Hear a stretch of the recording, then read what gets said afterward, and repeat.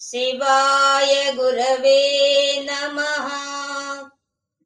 శ్రీమాత్రే నమః. శ్రీ గురుభ్యో నమః. వసిన్యా దేవతలకు, వ్యాస భగవానుకి, హయగ్రీవ స్వామికి, అగస్త్య ఋషికి నమస్కరిస్తూ అమ్మవారి స్వరూపాలు మీకు అందరికీ నమస్కారం అండి. శ్రీమద్ భగవద్గీతలో మొదటి అధ్యాయం అర్జున విషాద యోగంలో మనం ఈరోజు 29వ శ్లోకం చెప్పుకుంటున్నాం. 29వ శ్లోకం. 28 శ్లోకాలు పూర్తయిపోయినాయి భగవద్గీతలో. శ్రీకృష్ణ పరబ్రహ్మణే నమః. ఎవరు ఈరోజు పలుకుతున్నారో పేరు, ఊరు పెద్దగా చెప్పండి. మేడం, నా పేరు సంధ్య మేడం, మాది అనంతపూరు. ఓకే, రెడీనా మీరు? Ready madam. సీదంతి సీదంతి మమ మమ గాత్రాణి గాత్రాణి ముఖం చ ముఖం చ పరిశుష్యతి పరిశుష్యతి వేపదుశ్చ వేపదుశ్చ శరీరే మే శరీరే మే రోమహర్షశ్చ రోమహర్షశ్చ జాయతే జాయతే సీదంతి మమ గాత్రాణి సీదంతి మమ గాత్రాణి ముఖం చ పరిశుష్యతి ముఖం చ పరిశుష్యతి వేపదుశ్చ శరీరే మే వేపదుశ్చ శరీరే మే రోమహర్షశ్చ జాయతే రోమహర్షశ్చ జాయతే సీదంతి మమ గాత్రాణి సీదంతి మమ గాత్రాణి ముఖం చ పరిశుష్యతి ముఖం చ పరిశుష్యతి వేపదుశ్చ శరీరే మే వేపదుశ్చ శరీరే మే రోమహర్షశ్చ జాయతే రోమహర్షశ్చ జాయతే సీదంతి మమ గాత్రాణి సీదంతి మమ గాత్రాణి ముఖం చ పరిశుష్యతి ముఖం చ పరిశుష్యతి వేపదుశ్చ శరీరే మే వేపదుశ్చ శరీరే మే రోమహర్షశ్చ జాయతే రోమహర్షశ్చ జాయతే. సంజయ్ గారు మ్యూట్ చేసుకోండి. మేడం, మనం మొదటి అధ్యాయంలో దుర్యోధనుడు వచ్చి ద్రోణాచార్యతో మాట్లాడడం, తర్వాత భీష్ముడు వాళ్ళంతా శంఖాలు పూరించడం, పాండవులు పూరించడం, ఆ తర్వాత అర్జునుడు తన రథాన్ని ఇరుసేనల మధ్యలో పెట్టమని చెప్పడం, కృష్ణ పరమాత్మ పెట్టిన తర్వాత అందరినీ పరికించి, రెండు పక్కల ఉండే వాళ్ళని పరికించి చూసిన తర్వాత ఆ అర్జునుడికి అందరూ తన వరుసైన తండ్రులు, తాతలు, పిల్లలు, మళ్ళీ మనవాళ్ళు అందరూ చూచిన తర్వాత అర్జునుడు మాట్లాడుతూ ఉన్నాడు. మాట్లాడడం మనకి ముందు శ్లోకంలోనే మొదలైపోయింది, 28 శ్లోకంలోనే. దాని కొనసాగింపుగా మాట్లాడుతున్నాడు. ఇక్కడి నుంచి 2వ అధ్యాయం 10వ శ్లోకం వరకు అర్జునుడే మాట్లాడతాడు. కానీ ఇదంతా ఎవరు చెప్తున్నారు? సంజయుడు ధృతరాష్ట్ర మహారాజుకి చెప్తున్నారు ఈ విషయాన్నంతా. అది మర్చిపోకూడదు మనం.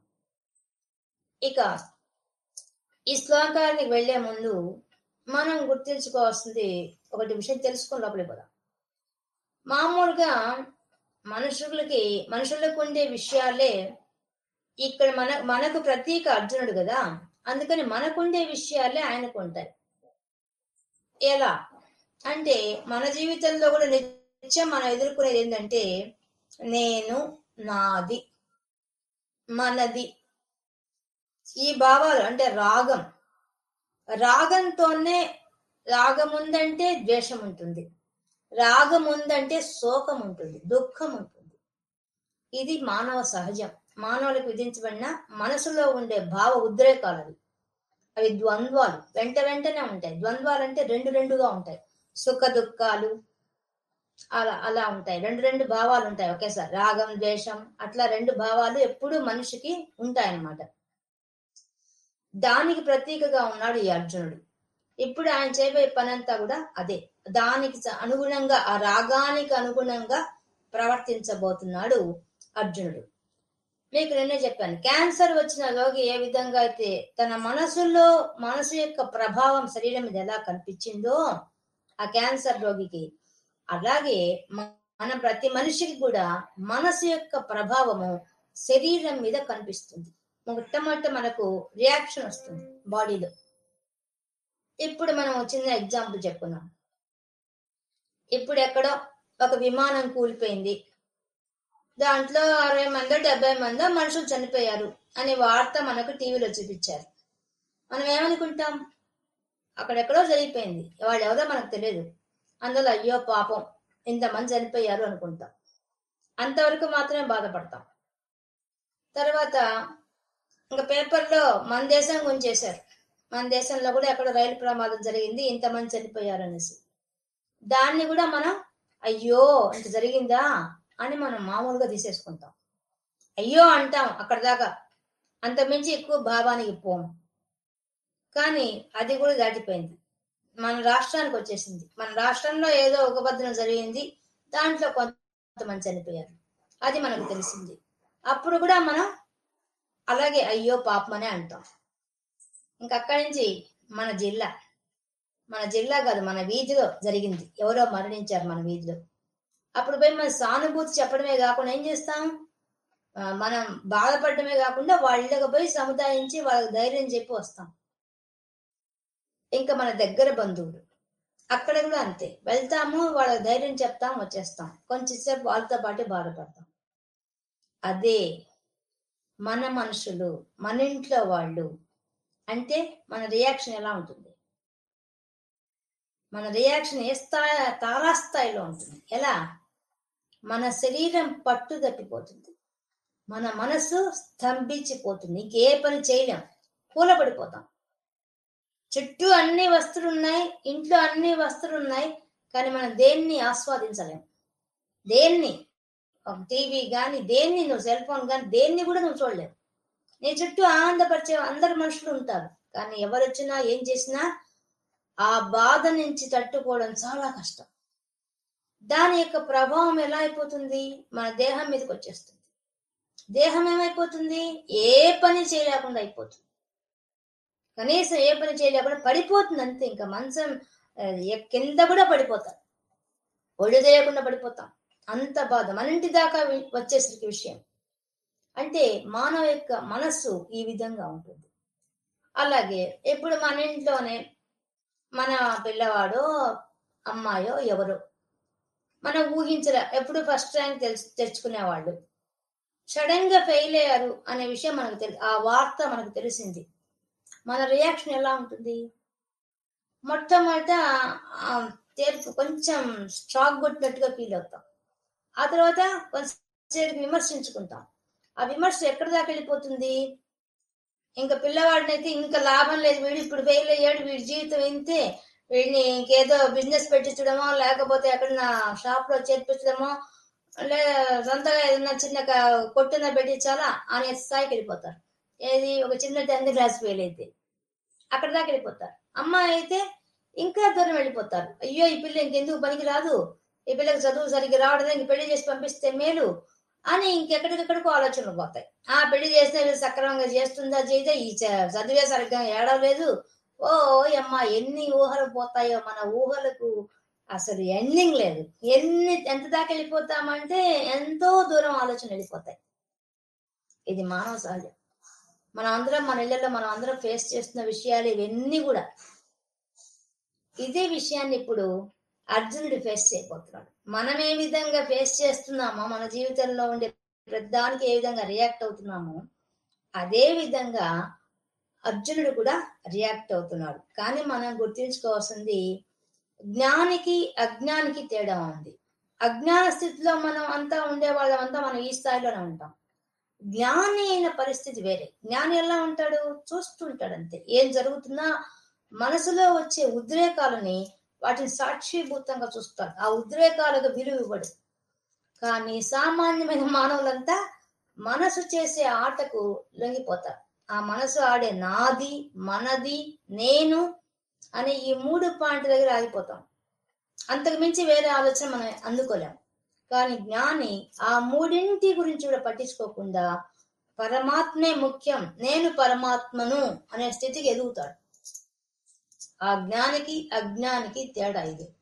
ఇప్పుడు అజ్ఞానిలాగా ప్రవర్తించబోతున్నాడు అర్జునుడు. ఇప్పుడు మన ముందు చెప్పేశాడు, మనసు పరిస్థితి చెప్పేశాడు. నా వాళ్ళు స్వజనం కృష్ణ అని చెప్పేశాడు, ముందు చెప్పేశాడు మనసు పరిస్థితి. ఇప్పుడు శరీర పరిస్థితి ఎలా ఉందో చెప్తున్నాడు ఈ శ్లోకాల్లో. సీదంతి మమ గాత్రాణి, సీదంతి మమ గాత్రాణి. గాత్రాణి అంటే నా శరీరంలో ఉండే ప్రతి అవయవము కూడా ఏమవుతోంది, పట్టు తప్పిపోతోంది. అంటే ఆ మనసు యొక్క ప్రభావము శరీరం మీదకి వచ్చేసింది. మనసులో ఉండే భావం ఏంది, తాతలు, తండ్రులు, మనవాళ్ళు, ముని మనవాళ్ళు అందరూ ఉన్నారు యుద్ధరంగంలో. తన పిల్లనిచ్చిన మామలు, మేనమామలు అందరూ ఉన్నారని చెప్పాడు, లిస్టు చెప్పేశాడు ముందే. అది మనసులో ఉన్న గూడు కట్టుకున్న భావం. ఆ భావం ఒక్కసారిగా శరీరం మీద చూపించేస్తోంది. ఏమవుతుంది, తన శరీరం, ఆయనకేం రోగం లేదు. మనం గుర్తుపెట్టుకోవాల్సిన విషయం, ఏ రోగం లేదు. ఆయనకు షుగర్ లేదు, బీపీ లేదు, మూర్ఛ రోగం లేదు, ఏ రోగం లేదు, ఆరోగ్యంగా ఉన్నాడు అర్జునుడు. కానీ అప్పుడు ఎలా అయిపోయింది ఆయన శరీరం, ఎలా అయిపోయిందట, సీదంతి మమ గాత్రాణి, నా శరీరం, గాత్రాన్ని తన శరీరంలో అవయవాలన్నీ కూడా పట్టు తప్పుతున్నాయి. నిలకడగా పనిచేయడానికి స్థిరంగా లేవు. శరీరం అంతా పనిచేయడానికి సిద్ధంగా లేదు, పడిపోతోంది. ఏమవుతుందో తెలియడం లేదు. శరీరంలో ఉండే అవయవాలను పట్టు తప్పిపోతున్నాయి. ముఖం చ పరిశుష్యతి, ముఖం అంటే ఇక్కడ నోరు, పరిశుష్యతి నోరు ఎండుకుపోతోంది, పెడచకట్టుకుపోతోంది. దాహమేసి కాదు, భయం, బాధ వల్ల. ఆయనలో కలిగిన మనది, మనవాళ్ళు, నా వాళ్ళు అనే ఒక్క అభిప్రాయం వల్ల ఆయన జరిగింది ఏంది, శరీరం పట్టు తప్పిపోతోంది. శరీరం నుండి అవయవాలన్నీ పట్టు తప్పిపోతున్నాయి. కాళ్ళు నడవాలనిపించడం లేదు, చేతులు పనిచేయాలనిపించడం లేదు. ఎత్తి పెట్టి గంధీవం పెట్టుకొని సిద్ధంగా యుద్ధానికి ఉన్న ఆయన శరీరంలో ఉండే అవయవాలన్నీ పట్టు తప్పిపోయింది. ఇప్పుడు నోరు పిడచగట్టుకుపోతోంది, దాహమేసి కాదు, ఆ యొక్క బాధ వల్ల శరీరం మారిపోతోంది. నాలుక గొంతెండిపోతోంది, నాలుక పిడచగబెట్టుకోబోతోంది. అంత భయంకరమైన స్థితికి వెళ్ళిపోయారు. ఎవరు, వీరాది వీరుడైన వాడు, ముల్లోకాలను గడగడలాడించగల శక్తి సామర్థ్యాలు కలవాడు, మళ్ళీ అందరినీ లీడ్ చేయగల శక్తి సామర్థ్యం కలవాడు, శరీరంలో ఏ రోగం లేనివాడు. చూడండి, ఒక్క మనసు యొక్క ప్రభావం, ఆ రాగం అనే దాని యొక్క ప్రభావము శరీరం మీద ఎంత దూరం వెళ్ళిపోయిందో చూడండి, ఎంత భయంకరంగా ఉందో చూడండి. మనమైనా అంతే, మనం ఫేస్ చేసేది కూడా ఇవే జీవితంలో. సేమ్, మనకు కూడా ఇంట్లో ఏదైనా ఆపద వచ్చింది అంటే మన శరీరం మారిపోతుంది. వెంటనే మనకు నోరు పెంచగట్టుకోబోతుంది, శరీరంలో ఉండే శక్తి అంతా పోతుంది, ఏ మాత్రం శక్తి లేని వాళ్ళగా అయిపోతాం. అదే విషయం చెప్తున్నారు ఇక్కడ. వేపదుశ్చ శరీరేమే, నా యొక్క శరీరంలో ఏమవుతోంది, నా శరీరం వణికిపోతోంది. టెన్షన్ పడే వాళ్ళని చూడండి, వాళ్ళ కాళ్ళు చేతులు గడ్డ గడ్డ గడ్డ గడ్డ వణికిపోతుంటారు. ఇంటర్వ్యూలోకి పోతే తెలుస్తుంది. ఇంటర్వ్యూలోకి వచ్చే మగపిల్లకాయలు కానీ ఆడపిల్లకాయలు కానీ వాళ్ళు ఏమడుగుతారని టెన్షన్ లో వాళ్ళ కాళ్ళు చేతులు అన్ని గడ గడ గడ్డ గడ వణికిపోతారు. వాళ్ళకేమి జ్వరం లేదు, చలి జ్వరం లేదు, ఏమీ ఉండదు. మనసులో టెన్షన్ అంతా కాళ్ళల్లో చేతుల్లోకి వచ్చేసి చేతులంతా చెమట పట్టేసి ఖర్చు పెట్టి తుడుచుకుంటుంటారు. మన ఒక ఇంటర్వ్యూలోకి పోతే మనం చూడొచ్చు, బాగా ఇవంత ప్రత్యక్షంగా మనం చూడొచ్చు. వాళ్ళు పడే నరకం, ఏమడుగుతారో, తాము ఎట్లా బిహేవ్ చేస్తామో, ఆ టెన్షన్ అంతా కూడా వాళ్ళ కాళ్ళల్లో చేతుల్లో అంతా గడగడ గడగడ ఇట్లా ఉనిగిపోతుంటారు. కొంతమంది ఏమో చేతులు బాగా తడి అయిపోయి చెమటలు కారిపోతుంటాయి, అవన్నీ తుడుచుకుంటుంటారు. ఇక్కడంతా మొక్క మీద అంతా చెమట వచ్చేస్తుంది, దాన్ని గబగబా తుడుచుకుంటే ఎంత తుడుచుకుంటున్నా పుడుతుంది. ఎందుకని మనసులో వచ్చిన భావము శరీరం మీద రిఫ్లెక్ట్ అయింది అనమాట. వేపదుశ్చ శరీరేమే, నా యొక్క శరీరంలో అంతా కూడా ఎవరు చెప్తున్నాడు, కృష్ణ భగవానుడు చెప్తున్నాడు. ఓ కృష్ణ, నా శరీరం ఎలా అయిపోతుందంటే నా శరీరంలో ప్రతి అవయవం కూడా పట్టు తప్పిపోతుంది, నా నోరు పిడచగట్టుకుపోతుంది, నా శరీరం అంతా వణికిపోతుంది. అంతేనా, రోమహర్షంచ జాయతే, నా శరీరంలో అంతా కూడా వెంట్రుకలు నిక్కబొడుచుకో ఉన్నాయట. రోమహర్షం, రోమం అంటే వెంట్రుకలు. ఇప్పుడు వాళ్ళు చాలా గొప్పగా దీన్ని వాడతారు. ఏదో సంతోషంగా అయితే నిక్కబొడుచుకుని చాలా గొప్పగా చెప్పుకుంటున్నారు ఇప్పుడు. కానీ ఇక్కడ కలిగింది ఆయనకి సంతోషం వల్ల వచ్చిన పులకింత కాదు, పులకరించిపోవడం అంటారు, అది కాదు ఆయనకు వచ్చింది. ఆయనకు వచ్చింది బాధతో గగురుపాటు. మనం చూడండి, ఎవరికైనా బొద్దింకలో అలర్జీ ఉందనుకోండి, వాటి అవైతే భయం, వాటి వణిగిపోతూ శరీరం అంతా గగురుపాటు చేస్తున్నారు, దాని గగురుపాటు అంటారు. లేదు, ఒక గొంగళి పురుగు, దాన్ని చూసినా కూడా మనకు గగురుపాటు వచ్చేస్తుంది. అలాగే బల్లుడు అంటే భయపడేవాళ్ళు, ఏదైనా పిల్లులు అంటే భయపడేవాళ్ళు, ఎలుకలు అంటే భయపడేవాళ్ళు, వాళ్ళంతా కూడా ఇటు అనేసి వెంటనే వాళ్ళంతా వెంట్రుకలు లెక్క పొడుచుకుంటాయి. అది చెప్తున్నాడు, రోమహర్షంచ, నా శరీరం అంతా కూడా వెంట్రుకలు నిక్కబొడుచుకుంటున్నాయి కృష్ణ, ఏం చేయమంటావు నన్ను? నా శరీరంలో ఇంత ఉన్నట్టుండి ఇంత మార్పు వచ్చేసింది. ఏది, ఇంకొంతసేపట్లో యుద్ధం ప్రారంభించాలో, యుద్ధం చేయాలి సమయంలో. ఎవరిని నమ్ముకొని పాండవులంతా యుద్ధానికి వచ్చారు? అర్జునుని నమ్ముకొని యుద్ధానికి వచ్చారు. ఎందుకని? అర్జునుడు తపస్సు చేశాడు, శివుడి కోసం తపస్సు చేసి పాశుపతాస్త్రం పొందాడు. దానికంతా పాండవులు సహకరించారు. వాళ్ళంతా అరణ్యవాసంలో తిరుగుతుంటే ఒక దగ్గర స్థిరంగా కూర్చొని తపస్సు చేసిన వాడు ఎవరంటే అర్జునుడే. దేనికోసం? యుద్ధం కోసం. ఎవరైతే యుద్ధం కోసంగా తపస్సు చేసి అంత ఇది చేసిన వాడు ఇప్పుడు ఏమైపోతుందట?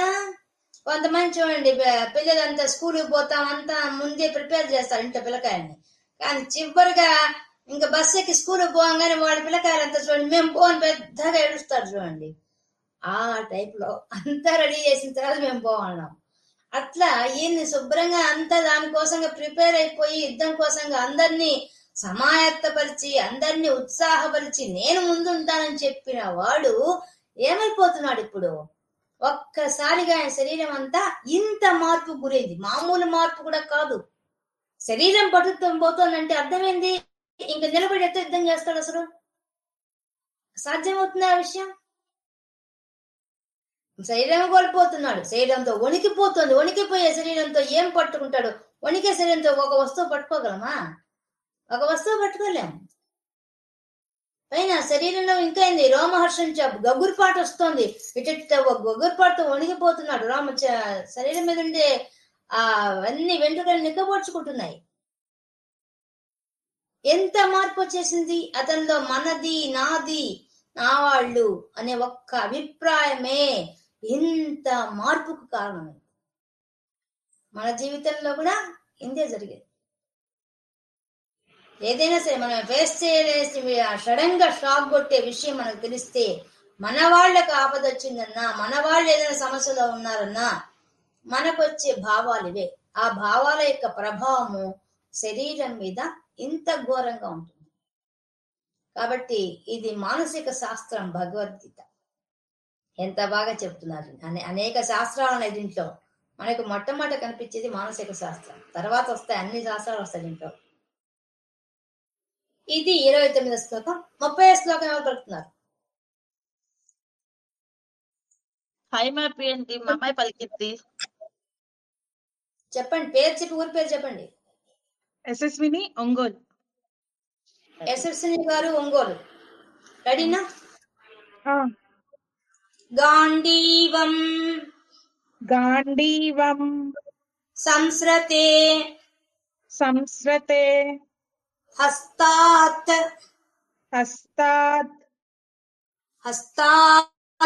తకార పొల్లు పెట్టుకోవాలి. హస్తాత్. అప్పుడు త్వక్ చైవ పరిదహ్యతే నచ శక్నోమ్యవస్థాతుం భ్రమతీవ చ మే మనః గాంధీవం సంస్రతే హస్తాత్ గాంధీవం సంస్రతే హస్తాత్ తచ్చైవ పరిదహ్యతే త్వచ్చైవ పరిదహ్యతే నచ శక్నోమ్యవస్థాతుం న చ శక్నోమ్యవస్థాతుం భ్రమతీవ చ మే మనః. భ్రమతీవ చ మే మనః.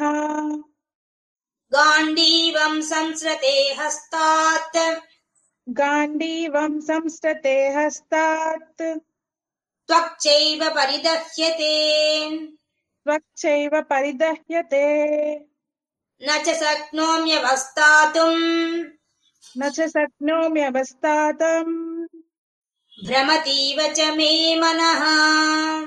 భ్రమతీవ చ మే మనః. మ్యూట్ చేసుకోమా. ఇంకా చెప్తున్నాడు అర్జునుడు, గాంధీవం సంస్రతే హస్తాత్. ఇందాకే చెప్పా మీకు, వణికిపోయేవాడు, శరీర పట్టుత్వం లేనివాడు చేతిలో ఏం పట్టుకుంటాడు? ఇంకా అప్పుడే యుద్ధానికి ముందే చెప్పారు, ఉద్యమ్య ధనురుద్యమ్య అని చెప్పారు. ధనుసు ఎత్తి పట్టుకున్నాడని చెప్పారు ముందు శ్లోకాల్లో. ఎత్తుకున్న ధనుస్సు కాస్త చేయి జారి కింద పడిపోతుంది. ఆ గాంధీవం చేతిలో నుంచి పడిపోతుంది. గాంధీవం ఎప్పుడు వదిలిపెట్టి నుంచి ప్రమాణం చేసిన వాడు అర్జునుడు. అటువంటి అర్జునుడు తన చేతిలో ఉండే గాంధీవాన్ని వదిలేస్తున్నాడు. పట్టుదప్పి కింద పడి అదే పడిపోతోంది. తను పడేయడం లేదు, అది పడిపోతోంది.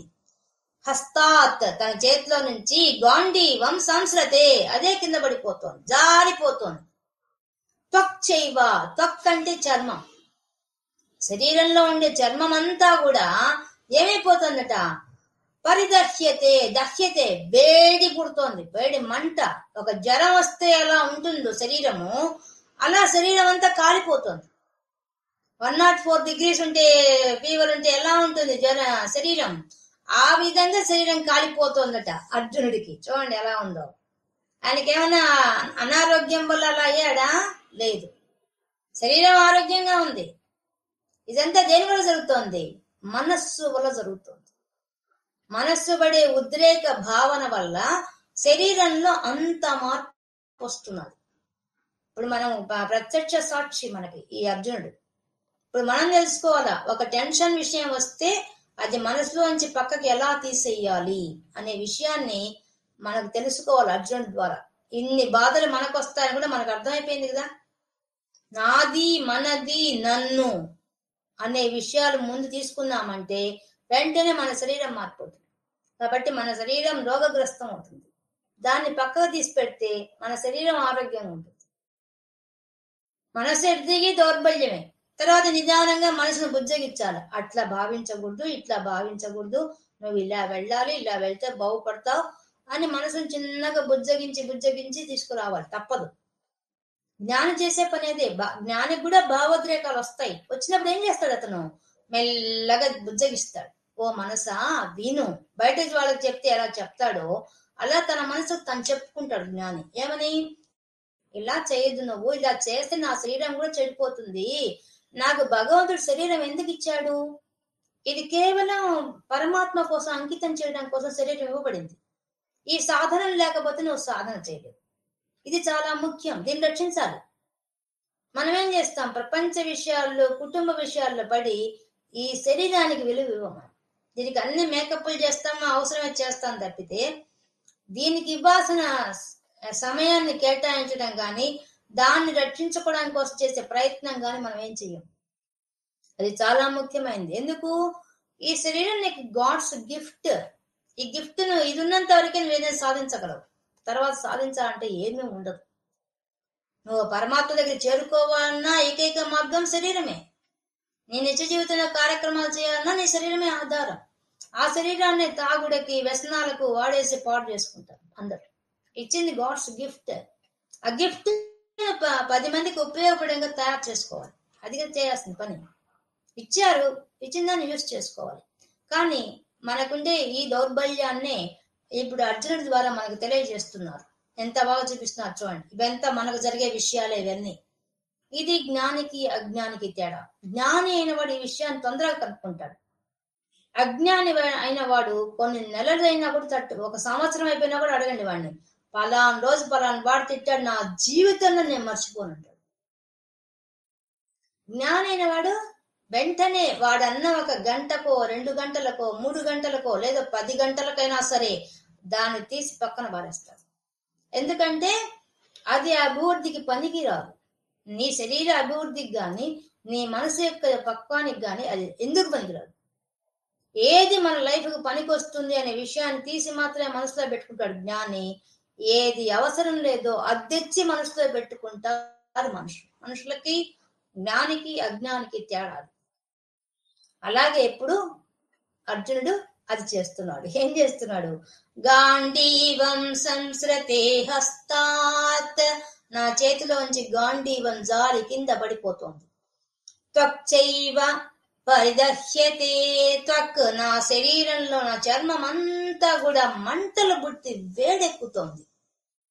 ఏమైనా జ్వరమా? జ్వరం లేదు, మనసు యొక్క ప్రభావం. నచ శక్నోమ్యవస్థాతుం నచ శక్నోమి, నేను నా శరీరాన్ని నిలబెట్టలేకపోతున్నాను. స్థిరంగా పడిపోతుంది నా శరీరం. అసలు శరీరం నిల్చునే స్థితిలో కూడా లేదు, పడిపోయేటట్టుగా ఉంది. భ్రమతీవ చ మే మనః, నా మనస్సు, మే నా యొక్క మనస్సు భ్రమతీవ భ్రమిస్తోంది, తిరుగుతోంది. అంటే కళ్ళు తిరిగినట్టుగా, మూర్ఛ వచ్చినట్టుగా నా మనసు గిర్రం తిరుగుతోంది.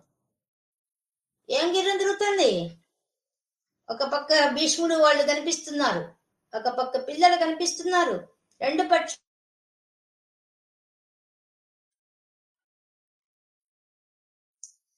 పక్షాల వాళ్ళ బంధువులంతా నాకు కనిపిస్తున్నారు. వాళ్ళంతా మనసులో గిర్రం తిరుగుతున్నారు మనసులో. ఇక నేను నా శరీరం నా పట్టు తప్పిపోతుందయ్యా, నా శరీరంలో ఉన్న శక్తి అంతా పోతుంది. ఏ శక్తి లేని వాళ్ళలాగా అవస్థ పడిపోతోంది శరీరం, నిలబడలేకపోతోంది, పడిపోతోంది. అసలు ఆ స్థితికి వెళ్ళిపోయింది నా శరీరం. కృష్ణ ఏం చేయమంటావు చెప్పు, ఇప్పుడు నా పరిస్థితి ఏంది? ఇలా అయిపోయింది నా శరీరం, ఇప్పుడు ఏం చేయాలి? అందుకే కృష్ణ అనే పదం వాడారు. కృష్ణుడు ఒక్కడే మనసులో ఉండే విషయాన్ని గ్రహించగలుగుతాడు. కృష్ణ ఆకర్షణ శక్తి, ఆకర్షిస్తాడు. ఎక్కడెక్కడ ఏం జరిగేది అంతా కష్టని లాగేస్తాడు. నా మనసులో ఇంత ఉద్రేకం, ఇంత ఆవేశం, ఇంత ఆవేదన, ఇన్ని భావాలు ఒక్కసారిగా నా మనసులో పెళ్ళిపుకుతున్నాయి. దీనివల్ల నా శరీరం అంతా ఇట్లా అయిపోతుంది. చూడండి, మనం ఆలోచించేటప్పుడు ఇట్లే ఆలోచించాలి. మనం దేని వల్ల సఫర్ అవుతోంది బాడీ అని తెలుసుకుంటే మూల కారణం అన్నిటికీ మనసే ఉంటుంది. ఏం సందేహం లేదు. నీకే రోగం వచ్చినా ఆ రోగం డెవలప్ అవుతోంది నీ శరీరంలో అంటే నీ మనసు యొక్క ప్రభావం. మనసుని మాత్రం కంట్రోల్ చేసి నాకే రోగము లేదు అని ధైర్యం చెప్పగలిగితే మన శరీరానికి ఏ రోగము అంటారు. ధైర్యంగా కూర్చోబెట్టు. రోగం వస్తుంది కర్మ సిద్ధాంతం ప్రకారం, దాన్ని తప్పించుకోలేదు. వచ్చినా కూడా అప్పుడు కూడా చెప్పగలగాలి మనసుకి, ఇది జీవితం, ఇది ఇట్లే ఉంటుంది, దీన్ని యాక్సెప్ట్ చేయి, నేను ఒప్పుకో, నీ శరీరానికి ఇది వస్తుంది అని నిర్ణయం తీసుకో. అంతే తప్ప నేను తీసుకోను, నాకొద్దు, ఇలాంటి మాటలన్నీ చెప్పొద్దు అని మనసుకు జ్ఞాని అయిన వాడు ట్రైనింగ్ ఇస్తాడు. అందుకనే వాళ్ళు యోగిస్తారు, వాళ్ళు యోగులైపోతారు. ఒక్క విషయం మనం ఆలోచిద్దాం. భీష్మాచార్యుడు అన్ని రోజులు కార్తీక మాసంలో జరిగింది ఏది? ఆయన పడిపోయింది, అంబశయ మీద పడిపోయింది. ఎప్పుడు మరణం తీసుకున్నాడు? మాఘమాసం దాకా వెయిట్ చేశాడు. అంటే అన్ని రోజులు ఆ బాణాలు ఎంత గుచ్చుకొని ఉంటాయి, ఎంత రక్తం కారి ఉంటుంది, ఎంత నరకం అనిపించుంటారు. కానీ మనలో ఒకటి ఉన్నదండి, కృష్ణ పరమాత్మ తీసేశాడు. దేవతలు కూడా వచ్చి ఆయన చల్లగాలి ఇచ్చి అన్ని చేశారు. అది యోగులు సాధించే విజయం. అంటే తన మనసును కూడా స్వాధీనం చేసుకునే కెపాసిటీ ఉంది కాబట్టి తనలో ఉన్న దైవశక్తులే వచ్చి ఆయన రక్షిస్తాయి. మన దైవశక్తులే మనం రక్షించదు. ఎక్కడి నుంచో పైనుంచి రాదు దేవతలు, మనలోనే ఉంటుంది ఆ దైవశక్తి. ఆ దైవశక్తిని మనం నిద్ర లేపగల శక్తి ఉంటే ఆటోమేటిక్ గా అవన్నీ మనకు జరుగుతాయి. మిరాకిల్స్ అవన్నీ మనం చూసాం కదా. సౌందర్యంలో కూడా ఆది శంకరాచార్యుడు చెప్పాడుగా, అష్టసిద్ధులు వస్తాయి. అష్టసిద్ధుల ద్వారా యోగీశ్వరుడైన వాడు తట్టుకోగలుగుతాడు. అదే అక్కడ జరిగింది. కాబట్టి భీష్ముడు అంతటి వాడు తన మనసును కంట్రోల్ చేసుకున్నాడు కాబట్టి శరీరానికి అంత బాధ వచ్చినా తట్టుకోగలిగాడు. కానీ ఇప్పుడు అర్జునుడు మామూలుగా అయితే నీ జ్ఞానే, ఉపాసకుడు, జ్ఞాని కాదు ఉపాసకుడు, ఉపాసన చేస్తూ ఉన్నాడు, ఇంకా కంప్లీట్ కాలే ఆయనది. ఆ యోగా అభ్యాసంలో కంప్లీట్ తారాస్థాయికి చేరలేదు, మిడిల్ గా ఉన్నాడు, అటు ఇటుగా మనసుతో ఉన్నాడు. అందువల్ల ఇతడు ఈ మన మామూలుగా మనలాంటి వాళ్ళు ఏ విధంగా ఫీలింగ్స్ ఉంటాయో అటువంటి ఫీలింగ్స్ తో ఆ విధంగా తన శరీరాన్ని ఆయన అలా పాడు చేసుకుంటున్నాడు. పాడు చేసుకోవడం లేదు, అలా కనిపిస్తోంది ఆ శరీరం. ఆ శరీరానికి ఏ రోగం లేదు. మనం గుర్తుపెట్టుకోవాల్సిన ముఖ్యమైన విషయం, శరీరానికి ఎటువంటి రోగము లేదండి, ఏ వ్యాధి సోకలేదు. కానీ కేవలం మనసు యొక్క ఉద్రేకం వల్ల, ఆ ఉద్రేకంలో కూడా మనది నాది అనే ఒక్క భావంతో ఆ శరీరము మమకారం, దాన్నే మమకారం అంటారు. ఆ మమకారం అనే దాంట్లో ఇరుక్కుపోయాడు అర్జునుడు. దాంతో శరీరము పట్టు తప్పుతోంది. 31వ శ్లోకం ఎవరు పలుకుతున్నారు? మేడం సుధాలక్ష్మి గారు, హైదరాబాద్ మేడం. అది అయిపోయింది, ఇంకోసారి పలకమంటారా? చాలా మంది ఉన్నారు కదా. మేడం వాణి గారు, మదనపల్లి. ఓకే, చెప్పండి మేడం. మీరు చెప్పండి, పేరు చెప్పి ఊరి పేరు చెప్పండి. వాణి మదనపల్లి, దిండుకుర్తి వాణి మదనపల్లి మేడం. ఓకే, వాణి గారు రెడీనా? మేడం. 31వ శ్లోకం అండి. నిమిత్తాని చ పశ్యామి, నిమిత్యాని పత్యాని, నిమిత్తాని చ, నిమిత్తాని చ, తాని చ కాదు, నిమిత్తాని చ నిమిత్తాని చ పశ్యామి, పశ్యామి, విపరీతాని కేశవ, విపరీతాని కేశవ, న చ శ్రేయోను పశ్యామి, నచ శ్రేయోరు పశ్యామి, హత్వా స్వజనమాహవే, హత్వా సజ నమామి.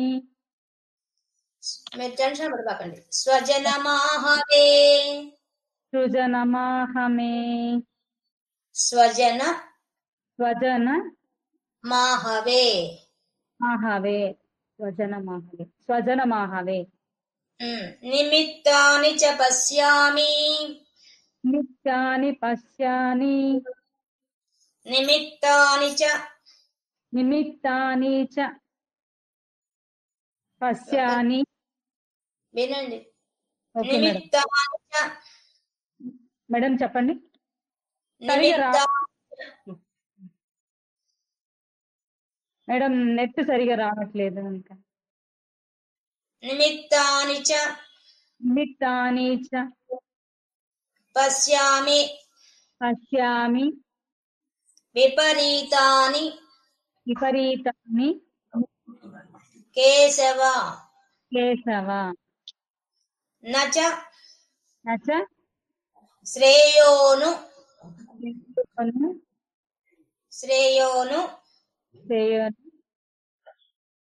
శ్రేయోను శ్రేయోను పశ్యామి, పశ్యామి, పశ్యామి, పశ్యామి, పశ్యామి, పశ్యామి, హత్వా హత్వా స్వజన స్వజన మాహవే, మాహవే, నిమిత్తాని చ, నిమిత్తాని చ. నీకు మీరు పొల్లిస్తున్నారండి, నీకు పొల్లలేదు, నేను టెన్షన్ పడుతున్నారు. నిమిత్తాని చ, నిమిత్తాని చ. మీకు నెట్ ప్రాబ్లం కూడా ఉన్నట్టుంది, ఇంకెవరిని పలకండి. సరే మేడం, సారీ మేడం. పలుకుతున్నా మేడం. భాగ్యలక్ష్మి, బెంగళూరు. బెంగళూరు మేడం. రాజలక్ష్మి గారు బెంగళూరు రెడీనా?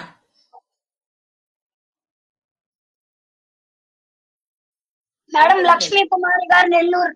వచ్చారు మేడం వాళ్ళు. రాలేదు. లక్ష్మీ కుమారి గారు, లక్ష్మీ కుమారి గారు, నెల్లూరు. వచ్చారు లేదా? మీకు మాది పొదిలి మేడం, మాది అక్కడ ఊరి పేరు చెప్తున్నారు కదండి. Next okay madam. శ్రావణి గారు ఇంకో విమల బసవరాజ్ అండి. కాదండి, వాళ్ళ లిస్ట్ లో ఉన్న వాళ్ళ పేర్లు రావాలండి. చెప్పండి శ్రావణి గారు ఇంకో పేరు. ఉన్నానండి, లిస్ట్ లో ఉన్నాను. మేడం గారిని శోభలక్ష్మి గారు నాకు పంపించారు మేడం గారిని, వాడు ఈ రోజు రాలేదని నాకు ఈ పేర్లు పంపించారు. సరే చదవండి, తర్వాత పేరు చదవండి.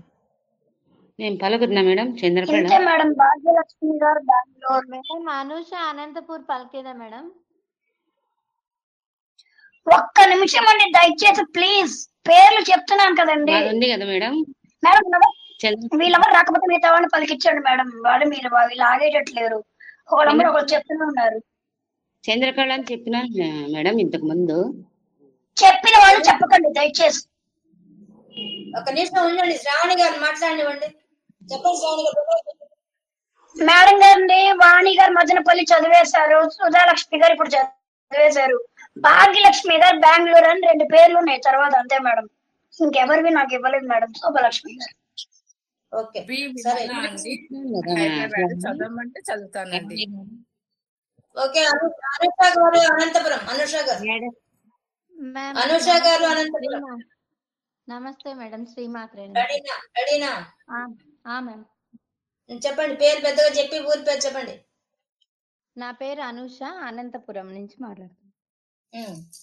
నిమిత్తాని చ పశ్యామి నిమిత్తాని చ పశ్యామి విపరీతాని కేశవ విపరీతాని కేశవ న చ శ్రేయోను పశ్యామి న చ శ్రేయోను పశ్యామి హత్వా స్వజనమాహవే హత్వా సజనమాహవే నిమిత్తాని చ పశ్యామి నిమిత్తాని చ పశ్యామి విపరీతాని కేశవ విపరీతాని కేశవ న చ శ్రేయోను పశ్యామి న చ శ్రేయోను పశ్యామి హత్వా స్వజనమాహవే హత్వా స్వజనమాహవే నిమిత్తాని చ పశ్యామి నిమిత్తాని చ పశ్యామి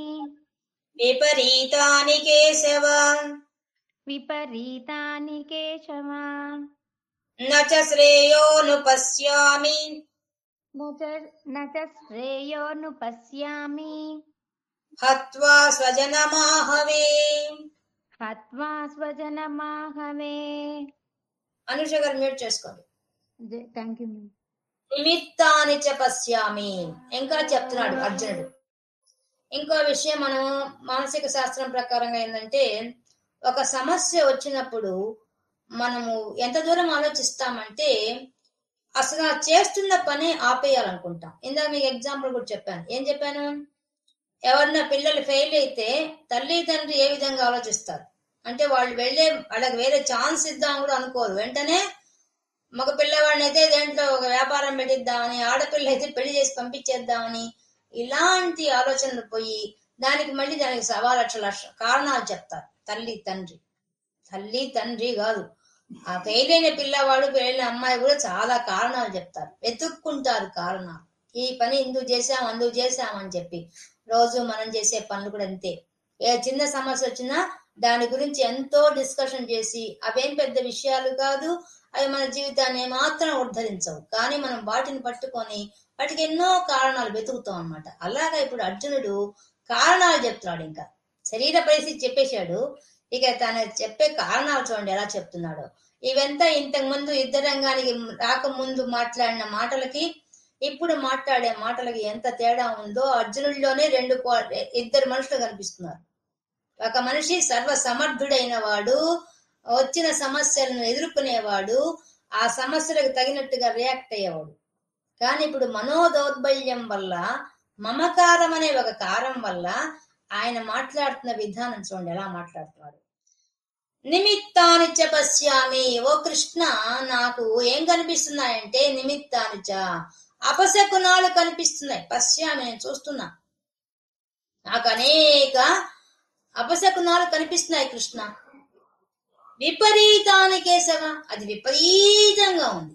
ఆ అపశకునాలు కూడా ఎలా ఉన్నాయంటే, మగవాడికి ఏ విధంగా అయితే ఎడమ తట్టు అదిత్తే ఎడమ కన్ను ఎడమ భుజము అలాంటివన్నీ అదరకూడదు. కానీ ఇతడి మనోదౌర్బల్యం వల్ల ఈయన శరీరంలో మార్పు వచ్చింది. కానీ ఆయన ఏమనుకుంటున్నాడు, అవి అపశకునాలుగా భావిస్తున్నాడు. శరీరంలో ఎప్పుడైనా అంతే, మనం టెన్షన్ పడ్డప్పుడు మన నర్వస్ సిస్టమ్ అంతా కూడా అదురుతుంది ఒక్కసారిగా. అలాగే ఆయనకి ఎడమ కన్ను అదురుతోంది, ఎడమ భుజం ఒళ్ళే వణుకుతున్నప్పుడు ఎడమ భుజం అదరకుండా ఉంటుందా, ఎడమ కన్ను అదరకుండా ఉంటుందా? ఇంకా శరీరంలో వచ్చే ప్రతి మార్పును అది అపశకునంగా తీసేసుకుంటున్నాడు. అంటే శకున శాస్త్రం అంతా బయటకు వచ్చేసింది ఆయన దగ్గరికి. ఆయన బ్రెయిన్ లో రికార్డ్ అయిపోయింది. చెప్తున్నాడు విపరీతాన్ని, విరుద్ధమైన శకునాలు. అంటే నాకు నెగటివ్ గా, నాకు అన్ని నెగటివ్ గా కనిపిస్తున్నాయి శకునాలన్నీ కూడా. అవి చాలా ఎక్కువగా ఉన్నాయి. కేశవ, మళ్ళీ కేశవ అని పిలుస్తున్నాడు కృష్ణుడిని. ఎందుకు పిలుస్తున్నాడు కేశవ అని? ఎంత గొప్పగా చెప్పండి శ్లోకాలు. నచ్చ శ్రేయోను పశ్యామి హత్వా స్వజనమాహవే. ఆహవే, యుద్ధ రంగంలో స్వజనులు, నా వాళ్ళు, వీళ్ళంతా నా వాళ్ళు, వీళ్ళందరినీ హత్వా చంపడం ఏ మాత్రం మంచిదా? చెప్పు కేశవ, చంపడం మంచిదంటావా? నాకు చూడగా శ్రేయోను పశ్యామి, ఏం శ్రేయస్సు అనిపిస్తుంది లేదు. యుద్ధం చేయడం అసలు మంచిదిగా అనిపిస్తుందయ్యా. ఏం ప్రయోజనం లేదు దీనివల్ల. ఏమంటే నా వాళ్ళందరికీ నష్టం కలుగుతుంది, నా వాళ్ళంతా మరణిస్తారు యుద్ధ రంగంలో. కాబట్టి నేను చేసే యుద్ధం మంచిదిగా అనిపించడం లేదు నాకు ప్రస్తుతం. నాకు చూస్తే దర్దాపుల్లో ఏది నాకు శుభ సూచకాలు ఏం కనిపించడం లేదు, అశుభ సూచకాలే కనిపిస్తున్నాయి, అపశకునాలే కనిపిస్తున్నాయి. కాబట్టి కేశవాన్ని అనుకుంటున్నాను, యుద్ధం అనవసరం అనిపిస్తుంది. అంటే ఎక్కడికి వెళ్ళిపోయాడు? దేనికోసం యుద్ధ రంగానికి వచ్చాడో, తను వచ్చిన కర్తవ్యం ఏందో, తాను చేయాల్సిన పని ఏందో అది కూడా వద్దు అంటే, అప్పుడు యుద్ధ రంగానికి అందరూ వచ్చిన తర్వాత, అన్ని దేశాల నుంచి అన్ని రాజులు వచ్చిన తర్వాత, అందరూ సిద్ధంగా ఉన్న తర్వాత ఇప్పుడు డిక్లేర్ చేస్తాడు యుద్ధం ఆపేయండి అని చెప్పి. అదే ఆయన చేయబోయే పని. అప్పుడు ఎవరి కోసం వచ్చారు రాజులంతా? దేనికోసం వచ్చారు వాళ్ళంతా? అలా చెప్తున్నాడు మాటలు. ఇంకా ఏం చెప్తున్నాడు? కేశవ, ఆ పదం ఎత్తుకున్నాడు. ఎందుకు? కేసి అనే ఒక రాక్షసుని సంహరించిన వాడు కృష్ణుడు. నువ్వు రాక్షసుని సంహరించావయ్యా, నేను నా బంధువుని సంహరించాలి. అది పేర్లు పిలవడంలోనే అంత అంతరార్థం పెడతారు. రాక్షసుని సంహరించావు, కానీ రాక్షస మనస్తత్వం ఉన్న వాళ్లే ఆయన బంధువుల్లో ఉన్నారనే విషయం మర్చిపోయాడు ఇప్పుడు. అంటే ఆ మైకం కమ్మేసింది, ఆ మాయ కమ్మేసింది మనిషికి. రాక్షస మనస్తత్వంతో ఉండబట్టే కదా దుర్యోధన చేసినవన్నీ రాక్షసులు చేసే పనులే, మనుషులు చేసే పనులు చేశాడా? ఇప్పుడు ఆయన సంహరించాలని రాక్షసత్వాన్ని సంహరించబోతున్నాడు. కానీ ఆయన ఆలోచన ఎక్కడికి వెళ్ళిపోయింది? స్వజనం, నా జనులు, హత్వా చంపడం. ఆహవే, ఈ యుద్ధ రంగంలో చంపమంటావా కృష్ణ? నాకు అనిపించడం లేదు, నాకేం శ్రేయస్సు అనిపించడం, యుద్ధం చేయడం మంచిదని నాకు అనిపించడం లేదు కృష్ణ. వెళ్ళిపోయాడు, లాస్ట్ పాయింట్కి వెళ్ళిపోయాడు. దేనికోసం వచ్చాడో, ఏం చేయాలనుకుంటున్నాడో దాన్నే వద్దు అని కృష్ణుడు చెప్పించబోతున్నాడు.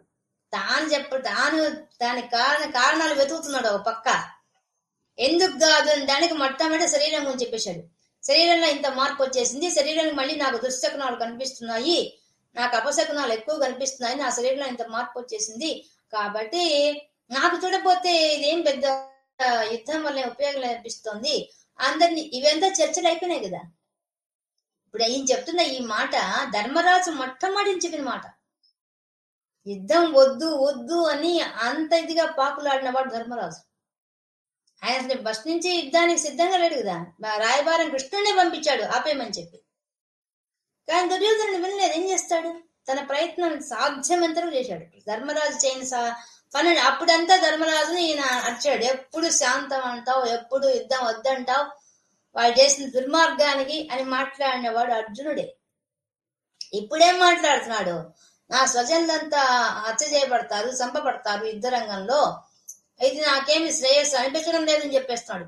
చూడబోతే ఇదేం పెద్ద మంచి పద్ధతి కాదనిపిస్తోంది అని అభిప్రాయం చెప్పేస్తున్నాడు. ఇప్పుడు ఎంత మారిపోయాడు అర్జునుడు. ఒక్కసారిగా తన మనోభావంలో వచ్చిన రాగము, అనే దాని వల్ల, మమకారము అనే దాని వల్ల ఎంత మార్పు మాటల్లో వచ్చేసింది. శరీరంలో వచ్చిన మార్పు చెప్పాడు, తన మనసులో వచ్చిన మనసు కూడా తిరిగిపోతుంది, మూర్ఛపోతుందని చెప్పాడు. దాని తర్వాత ఇంక కారణాలు ఒక్కొక్కటి చెప్పుకుంటూ వస్తాడు. 47వ శ్లోకం దాకా ఎన్ని కారణాలు చెప్తాడో యుద్ధం వల్ల వచ్చిన నష్టాల గురించి. ఇవన్నీ ధర్మరాజు ముందే చెప్పినవే, మళ్ళీ ఏం చెప్తాడు ఇప్పుడు అంటే కారణాలు వెతుక్కుంటాడనమాట. వెతుక్కొని చెప్తాడు అప్పుడు కదా. ఇప్పుడు సమస్యల్లో ఉన్న వాడికి ఏం తెలియదు. మనసు సమస్యలో ఉన్న వాడికి తాను చేసేది ఒప్ప తప్ప అని డిసైడ్ చేసుకోలేడు. కానీ దానికి ఎవరు కావాలా? గురువు కావాలా. వాళ్ళు గమనిస్తారు, ప్రత్యక్షంగా వాళ్ళు పరోక్షంగా గమనిస్తారు కాబట్టి వాళ్ళు సక్రమైన మార్గంలో తీసుకెళ్ళగలుగుతారు. అటువంటి పాత్ర పోషిస్తున్నాడు. అటువంటి స్థాయిలో ఉన్న గురువు, జగద్గురువు కృష్ణ పరమాత్మ మాట్లాడతాడు 2వ అధ్యాయం నుంచి. ఈరోజు మనం 29, 30, 31 శ్లోకాలు ఈ మొదటి అధ్యాయంలో తెలుసుకున్నాం.